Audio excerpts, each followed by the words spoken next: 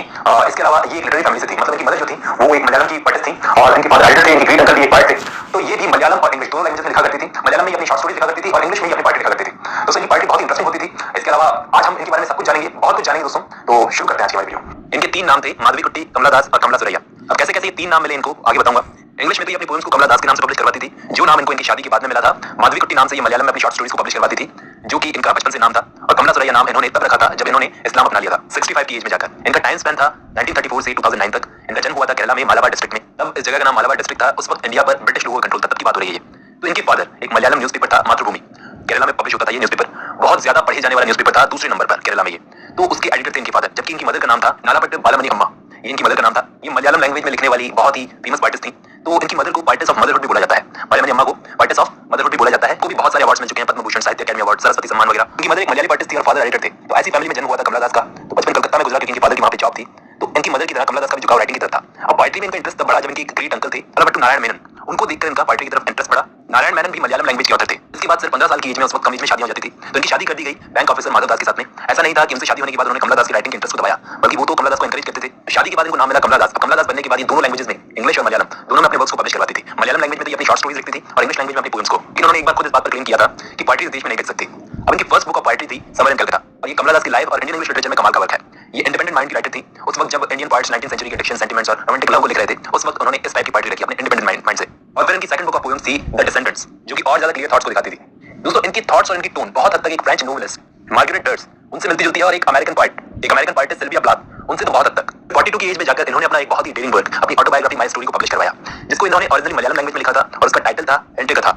और बाद में उन्होंने खुद इसको इंग्लिश में ट्रांसलेट किया था। फिर बाद में ये बोलती है कि मैंने बहुत हद तक इसमें अपनी इमेजिनेशन से जोड़ा है, मतलब फिक्शन था। लेकिन फिर इन्होंने एक ऐसी ही ऑटोबायोग्राफिकल पोएम लिखी है, एन इंट्रोडक्शन नाम से। इसको इन्होंने कोलोक्वियल स्टाइल की लैंग्वेज में लिखा है। ये कोलोक्वियल स्टाइल क्या होता है? बोलचाल की भाषा। उस लैंग्वेज में एन इंट्रोडक्शन को लिखा है, मैंने पढ़ा रखी है पोएम। ये बड़े बोल्ड स्टाइल में अपनी फीलिंग्स और थॉट्स को प्रेजेंट करती थी। इस मेल डोमिनेटेड सोसाइटी में फीमेल्स की आवाज को उठाना चाहती थी कमला दास। इनकी एक और पोएम है हॉट नोन इन मालाबार। ये इस पोएम के अंदर मालाबार के क्लाइमेट को बताया है कि लोग किस तरह से यहाँ गर्मी, डस्ट, आवाज से परेशान होते होंगे, लेकिन कमला दास को ये माहौल पसंद है। इसमें इस माहौल में उनको वाइल्ड थॉट्स, वाइल्ड लव, इससे कनेक्ट करती है इस माहौल को। तो मालाबार को पसंद करती है यहाँ पे कमला दास इस पोएम में। इन्होंने ट्रैवल भी बहुत किया था। जर्मनी में इन्होंने ट्रैवल किया, वहाँ की यूनिवर्सिटीज में घूमी, सिंगापुर, लंदन, कनाडा।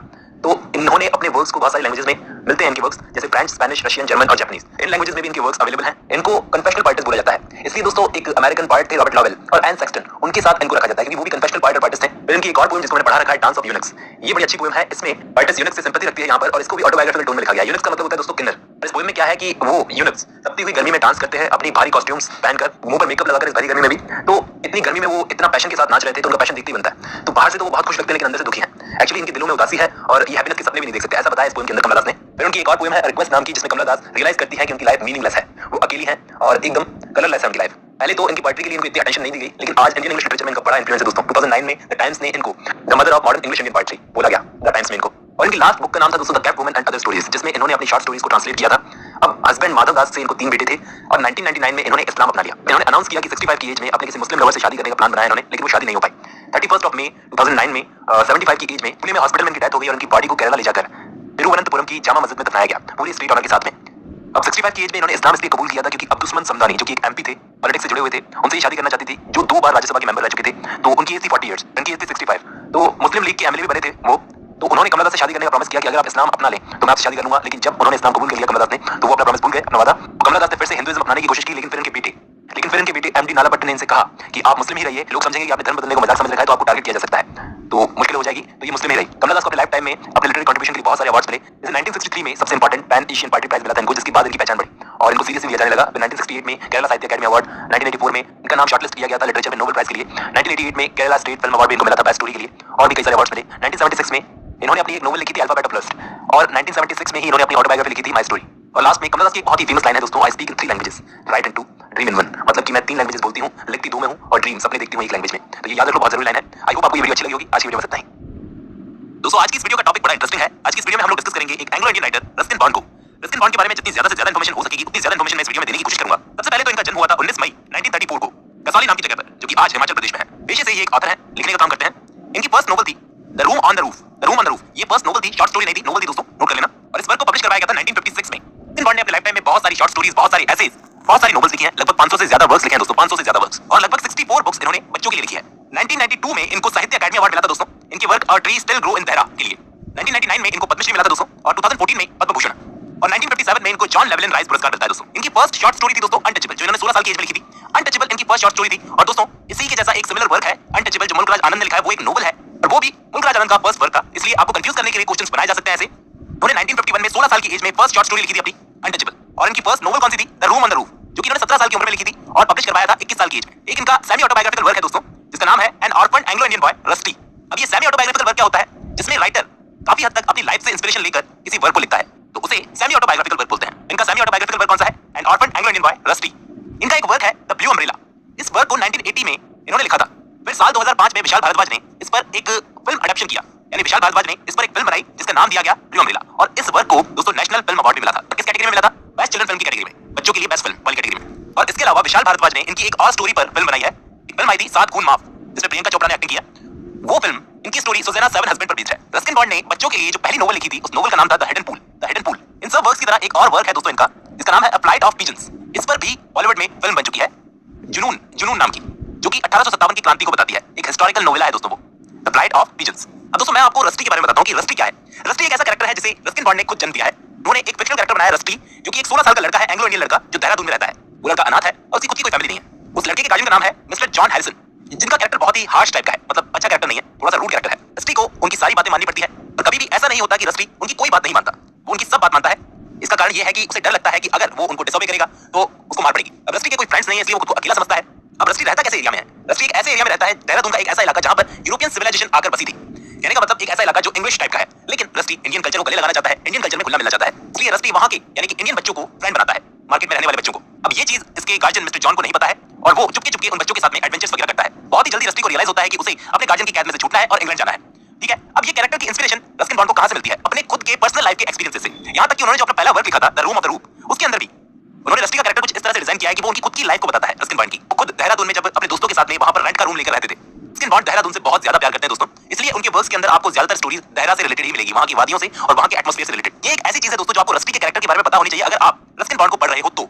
बहुत साल पहले दूरदर्शन टीवी पे भी रस्टी का कैरेक्टर दिखाया गया था, यानी कि रस्किन बॉन्ड की स्टोरीज चलती थी। किस नाम से? एक था रस्टी नाम से। रस्किन बॉन्ड हमेशा से खुद को एक विजुअल राइटर मानते आए हैं और ये कहते हैं कि इनको एसेज और शॉर्ट स्टोरीज लिखना सबसे ज्यादा पसंद है।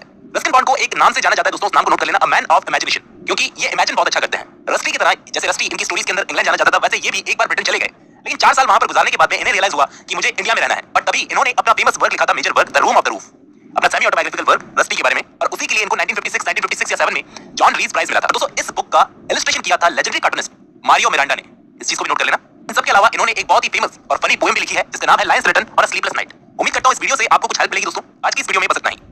रसीपुरम कृष्ण स्वामी अय्यर नारायण स्वामी, ये पूरा नाम था दोस्तों आर के नारायण का। इनका टाइम स्पेन था 10 अक्टूबर 1906 से 13 मई 2001 तक। ये फेमस राइटर्स राजा राव और मुल्कराज आनंद के साथ के राइटर थे, नोवेलिस्ट थे, नोवेल्स लिखा करते थे, बहुत सिंपल नोवेल्स लिखा करते थे। दोस्तों हमारे ज्यादातर इंग्लिश राइटर्स को इंस्पिरेशन मिली थी बाहर के राइटर से। जैसे इनको इंस्पिरेशन मिली थी इनके अच्छे दोस्त, बहुत ही अच्छे दोस्त ग्राहम ग्रीन से। उन्होंने इनकी नोवेल्स को पब्लिश करवाने में इनकी बड़ी हेल्प की थी। उन्होंने इनको कुछ ऐसे सजेशंस दिए जिसकी वजह से इनकी नोवेल्स पब्लिश करवाने में इनको आसानी हुई। आर के नारायण की 3 कहानियों को उनकी सेमी ऑटोबायोग्राफिकल ट्रायलॉजी बोला जाता है। अब सेमी ऑटोबायोग्राफिकल का मतलब होता है जब हम कोई कहानी लिखते हैं तो उस कहानी में ज्यादातर हिस्सा जब हम अपने जीवन से उठाकर, अपनी लाइफ से उठाकर डालते हैं तो उसको सेमी ऑटोबायोग्राफिकल बोला जाता है। और हमें पता है कि आर के नारायण ज्यादातर सेमी ऑटोबायोग्राफिकल वर्क लिखा करते थे। तो इनकी ट्रायलॉजी में 3 बुक्स शामिल है, स्वामी एंड फ्रेंड्स सबसे पहली, दूसरे नंबर की द बैचलर ऑफ आर्ट्स और द इंग्लिश टीचर। इन तीनों को मैंने पढ़ा रखा है और भी इन्होंने बहुत सारे वर्क्स लिखे हैं वैसे तो, लेकिन एक वर्क है द फाइनेंशियल एक्सपर्ट, इसका नाम नोट कर लेना। इसमें ना आप सोचोगे इसको पढ़ते वक्त कि इतनी फाइनेंस की बातें एक आर्ट्स का इंसान कैसे कर सकता है। और आपको पता है आर के नारायण की इस नोवेल को स्पेशली कॉमर्स के स्टूडेंट भी पढ़ते हैं, बाकी एक किताब जिसने इनकी लाइफ को पूरी तरीके से चेंज करके रख दिया वो थी गाइड। गाइड के लिए इनको साहित्य अकादमी अवार्ड मिला था। देवानंद ने इस पर एक फिल्म भी बनाई थी गाइड नाम से, जो कि पहले इंग्लिश में बनाई थी, वो फ्लॉप थी, और उसके बाद जो हिंदी में बनाई वो ब्लॉकबस्टर थी। उस फिल्म के लिए फिल्म फेयर अवार्ड मिला, दूसरा उसको बेस्ट फिल्म का अवार्ड मिला। अब आप उस नोवेल को पढ़ोगे तो आपको ऐसा नहीं लगेगा कोई एक्स्ट्राऑर्डिनरी कैरेक्टर है उसके अंदर ना, ये अपने डे टू डे लाइफ के अंदर से कैरेक्टर उठाते थे, हलवाई, चोर, बकरी वाला, बावर्ची। और इसलिए इनको एक अमेरिकन नोवेलिस्ट थे विलियम फॉकनर, उनसे कंपेयर किया जाता है क्योंकि वो भी same day to day life में से ह्यूमर ढूंढते थे, सेम इनकी तरह। और ध्यान रखना इनकी शॉर्ट स्टोरीज को गाय डी मोपासा, जो एक फ्रेंच राइटर थे जिन्होंने द नेकलेस लिखी थी, उनकी स्टोरी से कंपेयर किया जाता है। और क्रिटिक्स तो इनको एक रशियन राइटर थे, शॉर्ट स्टोरी राइटर एंटन चेखव, उनसे कंपेयर करते हैं, बोलते हैं इंडियन एंटन चेखव। खास करके इनके दोस्त ग्राहम ग्रीन, वो मानते थे काफी सिमिलर लिखते हैं रशियन राइटर एंटन चेखव की तरह। क्रिटिक्स ने ये नोट किया कि नारायण अपनी कहानियों में कैरेक्टर्स का डिस्क्रिप्शन ज्यादा देते हैं एनालिसिस करने की बजाय। इनको अपने स्टार्टिंग वर्क्स में कोई खास सक्सेस मिली नहीं थी। फिर इस वक्त इनके जो दोस्त थे ग्राहम ग्रीन, उन्होंने इनको एडवाइस दी कि स्टोरीज तो अच्छी लिखते हो लेकिन टाइटल थोड़ा चेंज कर दो, कैची टाइप का बनाओ, जैसे स्वामी एंड फ्रेंड्स।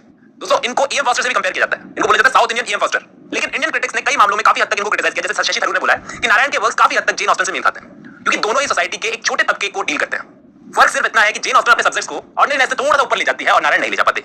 और बाकी के इंडियन क्रिटिक्स ने ये बोला है कि सादा स्टोरीज लिखना अच्छी बात है, लेकिन थोड़ी कॉम्प्लेक्सिटी और थोड़े दूसरे इमोशन होना भी जरूरी है। तो ये नोट करने वाली बात है, एक खास बात थी आर के नारायण में कि वो कभी भी पॉलिटिक्स पर या इंडिया में जो प्रॉब्लम्स चल रही थी उस वक्त उन पर लिखना खास पसंद नहीं करते थे। जैसे उनके कंटेम्परेरी राइटर थे मुल्कराज आनंद, जो डिस्क्रिमिनेशन से बड़ा परेशान थे, वो वैसी चीजों पर लिखते थे। राजा राव ने महात्मा गांधी पर लिखा, लेकिन इन्होंने ऐसा कुछ भी नहीं किया, क्योंकि शायद ये अपनी राइटिंग को आर्ट मानते थे और डायरेक्टली अपने रीडर के दिमाग से कनेक्ट करना चाहते थे। आप देख रहे हैं कि नोवेल्स में जैसे स्वामी एंड फ्रेंड्स में ब्रिटिशर्स का रूल था, लेकिन उनकी कहानियों में कोई खास रिएक्शन देखने को नहीं मिलता उनके खिलाफ, ब्रिटिशर्स के खिलाफ। वो बस अपने कैरेक्टर्स की प्राइवेट लाइफ में ज्यादा इंटरेस्टेड थे। तो ये सब बात हो गई इनकी लाइफ की। अब बात करते हैं इनके अवार्ड्स की, जो इनको अवार्ड्स मिले हैं। देखिए, इनको सबसे मेजर अवार्ड मिला था साहित्य अकादमी अवार्ड 1960 में गाइड के लिए, और इनकी उसी बुक पर जो फिल्म बनी थी गाइड, उसके लिए इनको मिला था film fair award best story writing के लिए। फिर 1964 में मिलता है इनको पद्म भूषण रिपब्लिक डे पर। फिर 1980 में मिलता है इनको AC Benson medal British royal society of literature की तरफ से। और तो और कई बार इनको लिटरेचर में नोबेल प्राइज के लिए भी नॉमिनेट किया गया, लेकिन कभी ये ऑनर इनको मिला नहीं।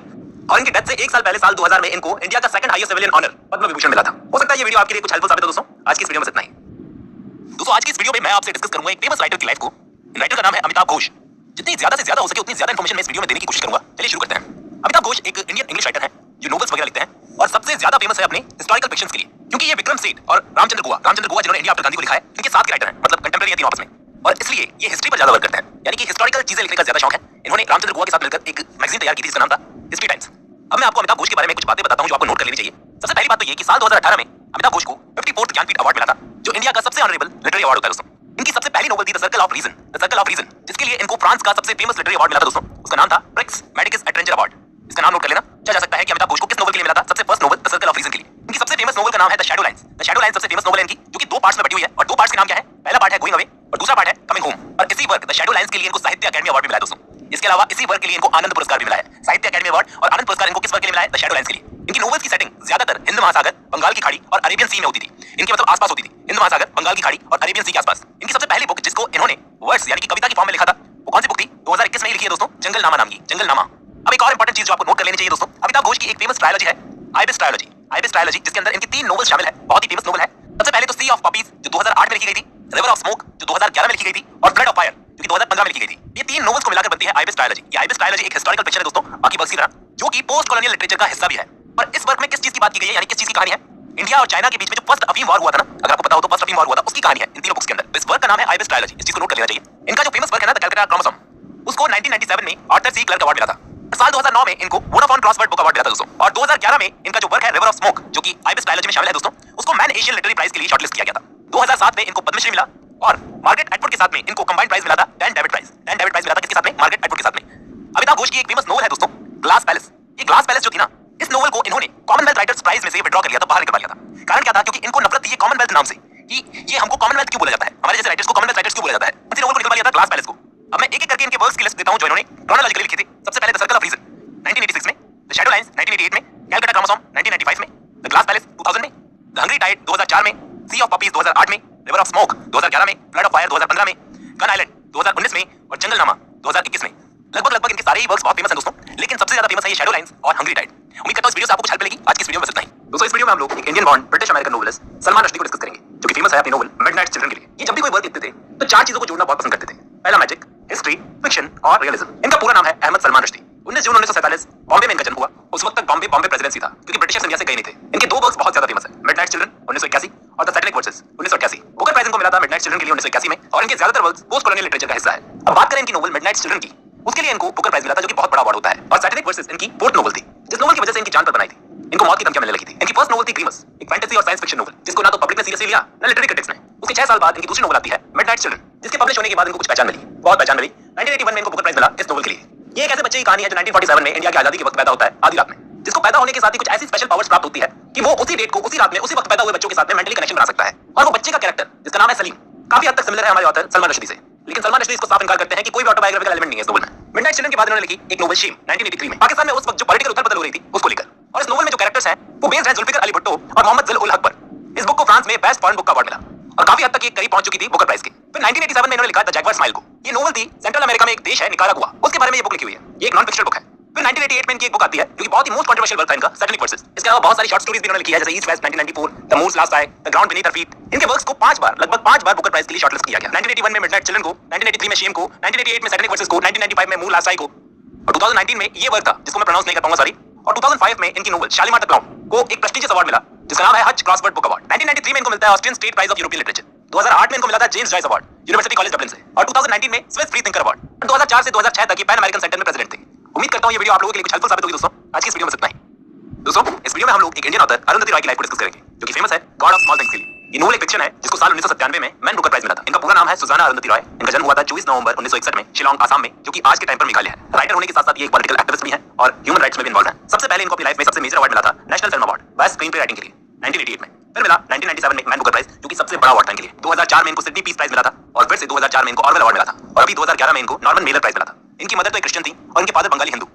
इनकी मदर तो वुमेन राइट्स में एक्टिविस्ट थी और इनके फादर टी प्लांटेशन मैनेजर थे कलकत्ता में। और उन दोनों के डिवोर्स के बाद में ये अपनी मदर के साथ रही केरला में। दोस्तों इनके अगर एक्सपीरियंस की बात की जाए तो इन्होंने अलग अलग फील्ड्स में ट्राई किया है। इन्होंने आर्किटेक्चर पढ़ी है, एरोबिक्स क्लासेस ली है, स्क्रीन प्ले राइटिंग की है, मूवी के अंदर रोल भी किया है और फाइनली जब इन्होंने राइटिंग की, जब इन्होंने गॉड ऑफ स्मॉल थिंग्स को लिखा, तब जाकर इनको सक्सेस आता है। एक नोवेल ने इनको स्टार बना दिया। इनके हस्बैंड एक मूवी मेकर थे जिनका नाम था प्रदीप कृष्ण और उन्हीं के लिए इन्होंने स्क्रीन प्ले राइटिंग की। उन्होंने मूवी को डायरेक्ट किया और उन्हीं में से एक राइटिंग इन्होंने की थी Annie gives it those ones, जिसके लिए 1988 में इनको बेस्ट स्क्रीन प्ले राइटिंग के लिए फिल्म अवार्ड मिला। दोस्तों एक फिल्म मेकर है शेखर कुलभूषण कपूर, जिन्होंने पूरन देवी के ऊपर, जिनका नाम आप में से काफी लोगों ने सुन रखा होगा, पूरन देवी के ऊपर एक पंडित क्वीन नाम से मूवी बनाई थी। उस मूवी को अरुंधति रॉय ने ये कहकर क्रिटिसाइज किया कि एक औरत के रेप को इस तरह से एक फिल्म के अंदर दिखाना कहां तक सही है, और यहां से अरुंधति रॉय को अटेंशन मिलना शुरू हुई। फिर 1992 में ये लिखना शुरू करती है अपनी first novel the God of small things, जिसको ये 1996 में कंप्लीट करती है। 1992 से 1996 यानी 4 साल इन्होंने लिखा, जो कि काफी हद तक अपनी लाइफ के ऑटोबायोग्राफिकल एलिमेंट्स को इस बुक में इन्होंने शामिल किया, जो कि इन्होंने अपने चाइल्डहुड के टाइम पर एक्सपीरियंस किए थे। और फिर जब ये नोवेल पब्लिक के सामने आई तो इनको इंटरनेशनल फेम मिल गई। 1997 में मिलता है इनको इतना गजब का फिक्शन लिखने के लिए मैन बुकर प्राइज। और उस साल famous journal the New York times ने इसको नोटेबल वर्क्स में शामिल किया था और कमर्शियल सक्सेस तो पूछो मत, ये बुक बेस्ट सेलर बन गई। यानी अरुंधति रॉय की चांदी चांदी हो गई। £500,000 इनको एडवांस में मिल गए। मई में ये बुक पब्लिश हुई और जून तक 18 कंट्रीज तक फेमस हो गई थी।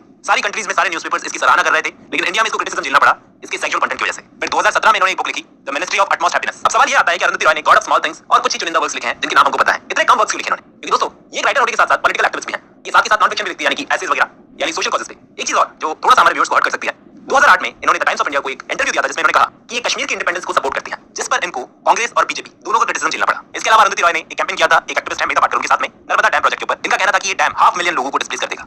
और इसके अलावा इन्होंने अपने बुकर प्राइज की मनी को नर्मदा बचाओ आंदोलन के लिए डोनेट कर दिया था। इसके अलावा ये बहुत सारी पॉलिटिकल एक्टिविटीज में इन्वॉल्व थी, जैसे 2001 इंडियन पार्लियामेंट अटैक पे इन्होंने क्वेश्चन किया था, 2008 मुंबई अटैक्स, अन्ना हजारे की एंटी करप्शन कैंपेन को क्रिटिसाइज करना और भी बहुत सारी चीजें। ये एक छोटी सी वीडियो थी अरुंधति रॉय की लाइफ पर। उम्मीद करता हूं ये आपके लिए हेल्पफुल होगी। दोस्तों आज की इस वीडियो में इतना ही। दोस्तों इस वीडियो में हम लोग डिस्कस करेंगे तोरू दत्त की लाइफ को। इनका टाइम स्पेन था 1856 से 1877 तक, यानी ये उस वक्त की पोएट्स थी जब इंडिया में ब्रिटिशर्स का रूल था। हेनरी डेरोजियो, मनमोहन घोष, सरोजिनी नायडू उस टाइम की पोएट्स। इनकी बंगाली में, इंग्लिश में, फ्रेंच में, बहुत सारी लैंग्वेजेस में पकड़ थी। बहुत कम एज में इनकी डेथ हो गई थी, लगभग 21 साल की एज में। 4 मार्च 1857 को कलकत्ता में इनका जन्म होता है और 30 अगस्त 1877 में 21 साल की एज में कलकत्ता बंगाल में इनकी डेथ हो जाती है। एक बंगाली फैमिली में इनका जन्म हुआ था जिन्होंने बाद में जाकर क्रिश्चियनिटी को अपना लिया था 1862 में, यानी जब ये 6 साल की थी। इनके अलावा इनके भाई और इनके पेरेंट्स भी राइटिंग किया करते थे। 3 बच्चों में सबसे छोटी थी तोरू दत्त। एक सिस्टर थी अरु, एक ब्रदर था अब्जू, उसके बाद तोरू। अब क्योंकि इन्होंने अपने सिबलिंग्स के साथ में ज्यादातर टाइम कलकत्ता में गुजारा अपना बचपन, तो वो चीज आपको इनकी राइटिंग्स में भी दिख जाती है। इनको इनके फादर ने घर में ही एजुकेट करवाया था, तो फ्रेंच, इंग्लिश, संस्कृत, बंगाली सारी लैंग्वेजेस इन्होंने सीख ली। और इसी वक्त इन्होंने पढ़ी जॉन मिल्टन की पैराडाइज लॉस्ट। फिर इनकी लाइफ में एक ट्रेजेडी हो जाती है। इनका भाई जो था अब्जू, उसकी 11 साल की एज में डेथ हो जाती है। इसके बाद 1869 में तोरू दत्त जब 13 साल की थी, उस वक्त इनकी फैमिली ने इंडिया छोड़ दिया। ये और इनकी सिस्टर पहली बंगाली लड़कियां थी जो यूरोप जा रही थी। 4 साल इन्होंने यूरोप में गुजारे, 1 साल फ्रांस में और 3 साल इंग्लैंड में। इसके अलावा ये इटली भी गए और जर्मनी भी। सबसे पहले ये फ्रांस में रहे 1869 से 1870 तक। वहां पर इन्होंने फ्रेंच को और ज्यादा पढ़ाया और फिर 1870 से 1873 तक ये कैम्ब्रिज में रहे। वहां कैम्ब्रिज यूनिवर्सिटी में इन्होंने एक लेक्चर की सीरीज थी हायर लेक्चर्स फॉर वुमेन, उसको अटेंड किया। उस टाइम तक वुमेन को इस तरह के यूनिवर्सिटी के लेक्चर्स लेने के लिए परमिशन नहीं थी। फिर 1872 में मैरी मार्टिन नाम की एक लड़की इनकी दोस्त बनती है और 1873 में ये वापस इंडिया जाती है Calcutta at the age of 17 साल की एज में। और यहाँ आने के बाद इनकी सिस्टर अरु की भी डेथ हो जाती है। उस वक्त इनकी सिस्टर की एज थी 20 इयर्स, 20 साल की थी वो। वहां से आने के बाद इनका मन नहीं लगता था यहाँ पर। ये अपनी दोस्त मैरी मार्टिन को खत लिखा करती थी। अब दोस्तों सोचने वाली बात है कि हम में से कितने लोग इतनी छोटी सी एज में 3 लैंग्वेजेस, 4 लैंग्वेजेस सीख सकते हैं, बंगाली, इंग्लिश, फ्रेंच और संस्कृत। इनकी 2 नोवेल्स हैं जिनको इन्होंने कंप्लीट नहीं किया। पहली प्रियंका, जिसको द यंग स्पेनिश मेडन कहा जाता है इंग्लिश में, और एक ये है जिसका फ्रेंच में नाम लिखा हुआ है। और इन नोवेल्स की सेटिंग भी बाहर की है, यानी नोवेल्स के अंदर नॉन इंडियन प्रोटैगनिस्ट हैं। इनके पोएट्री कलेक्शंस हैं a sheaf glean in French fields, ancient ballads, legends of Hindustan. A sheaf glean in French fields को पब्लिश कराया गया था 1876 में, जिसका कोई प्रेफेस नहीं था, कोई इंट्रोडक्शन नहीं था। लगभग 165 पोएम्स को इन्होंने फ्रेंच से इंग्लिश में ट्रांसलेट किया था। 8 इनकी सिस्टर्स ने की थी। जिस वक्त इन्होंने अपने वर्क को पब्लिश करवाया था उस वक्त लोगों ने इतना टेंशन नहीं दिया था, लेकिन 1877 में एडमंड गॉसी नाम के शख्स ने इस चीज को नोटिस किया और उस साल इनके वर्क्स को एग्जामिनर में रिव्यू किया। 1878 में इनका सेकंड एडिशन पब्लिश हुआ और 1880 में इनका थर्ड एडिशन पब्लिश हुआ। लेकिन अनफॉर्चुनेटली ये अपने एडिशंस को पब्लिश होते हुए देख नहीं पाई। सेकंड एडिशन में 44 पोएम्स थी जिसका प्रीफेस इनके फादर ने लिखा था। और इसके अलावा मैंने आपको बताया कि 2 नोवेल्स को ये अधूरा छोड़ कर गई थी और कुछ ओरिजिनल पोएम्स भी थी इनकी जिनको ये अधूरा छोड़ कर गई थी। इनकी नोटेबल वर्क्स में आते हैं और casuarina tree, the lotus, Sita, जिन सब की वीडियोस आपको चैनल पर मिल जाएगी। इसके अलावा ये इनकी पब्लिकेशंस की डेट्स है दोस्तों, ये पूरी लिस्ट है जिनको आप नोट कर सकते हो। आज की इस वीडियो में इतना ही।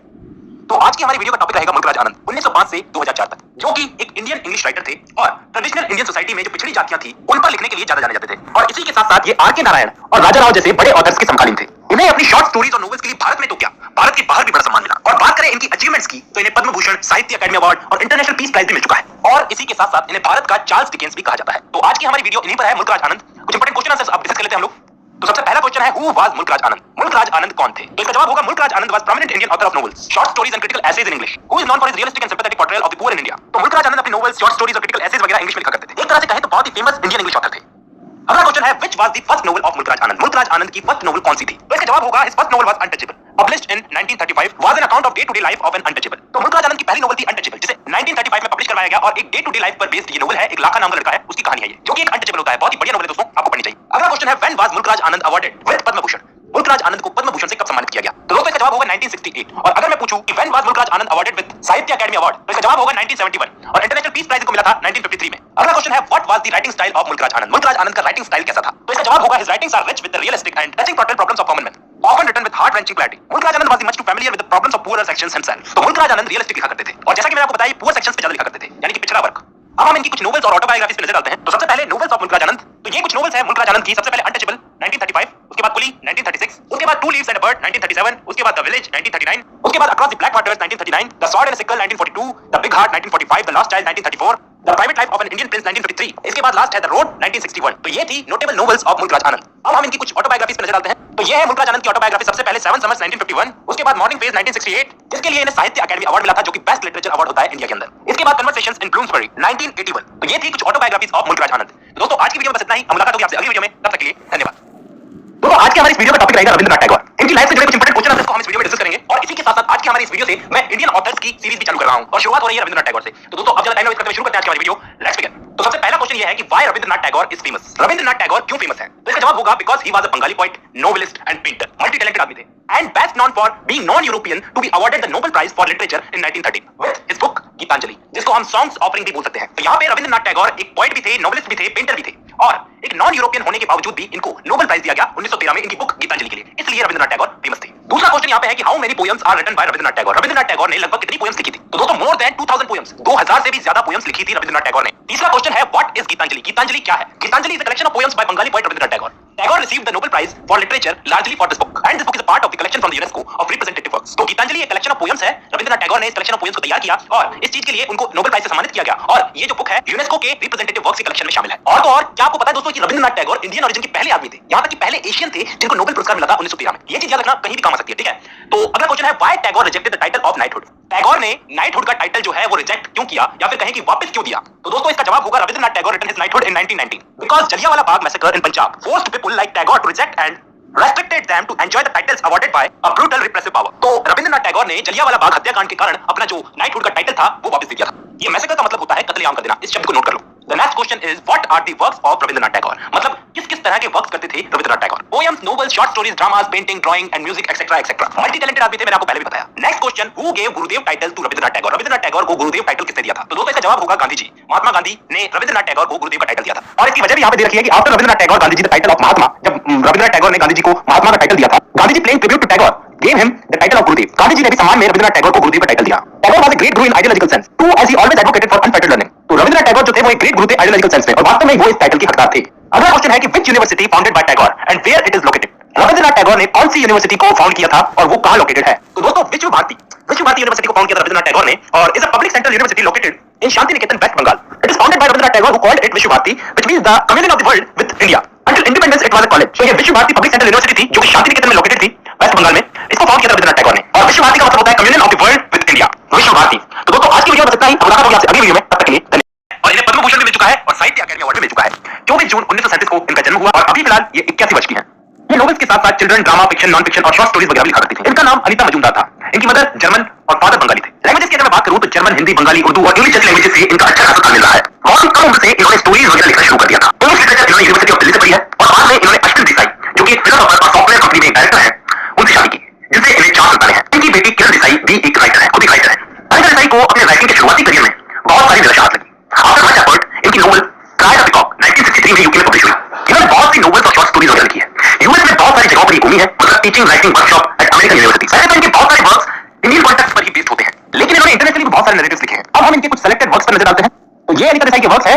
सबसे पहला वर्क था द पीकॉक 1963 और अभी 2011 में द आर्टिस्ट ऑफ डिसअपीयरेंस। ये अनीता देसाई की कुछ सेलेक्टेड नोटेबल वर्क्स है और अब हम इनके अवार्ड्स जो इनको मिले हैं उन पर नजर डालते हैं। तो ये कुछ अवार्ड्स हैं जो अनीता देसाई को मिले हैं। बहुत सारे अवार्ड्स मिले हैं, साहित्य अकादमी अवार्ड भी मिला है, इसके अलावा पद्म भूषण भी मिला है। तो ये बहुत ही जानी मानी ऑथर थी और आई होप आपको इस वीडियो से बहुत हेल्प मिलेगी। आप इन अवार्ड्स को और इनके वर्क को नोट कर लेना और जो जो मैंने इनकी लाइफ के बारे में कुछ इंपॉर्टेंट बातें आपको बताई है उनको भी नोट कर लेना। तो दोस्तों आज की वीडियो